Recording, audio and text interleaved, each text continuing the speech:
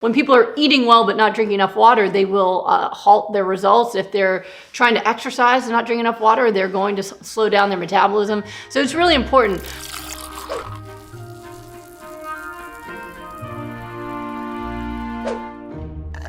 One thing you talk about is drinking a lot of water. How much water do you recommend?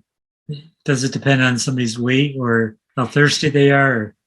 Well, you can't go by thirst, actually, because the most common symptom of chronic dehydration is lack of thirst. It's like the body decides to protect you from the pain. And so most people I see who don't drink any water say they're never thirsty. So not thirst. Once you are fully hydrated, you tend to be really thirsty. You see, I'm drinking water during the interview, right? Because when you're, and out of my gallon jug, right? So the more hydrated you are, you tend to be actually more thirsty because your body's like, oh, we're out of the desert now?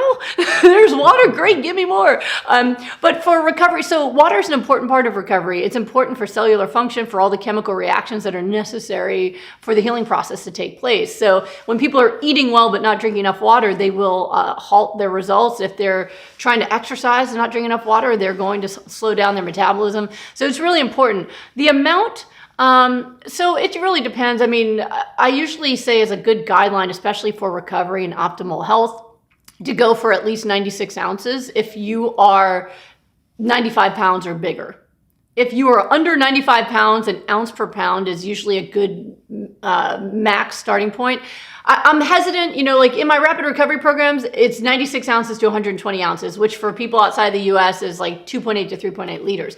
But I'm also monitoring them because with high water intake, you need adequate sodium intake. You don't want to get woozy. People with heart disease or kidney disease might have to have less depending on their ability to process it. So I'm cautious to give those amounts. But if you go with 1/2 ounce to 1 ounce of water per pound of body weight, you'll be in a safe range. But higher levels usually do well for recovery. And it's really interesting because, water in and of itself is, if you have high levels of water, it actually is anti-aging for your organs, just like the nutrients are. So when people drink a lot of water, they tend to have healthy glowing skin. They tend to have healthy organs, healthy kidneys, healthy, all the different things that you want, plus faster recovery. Plus, the most common side effects of dehydration are constipation and headaches. And we have industries making billions off of those two symptoms when all they need to do is grab some water. So that would be my general recommendations.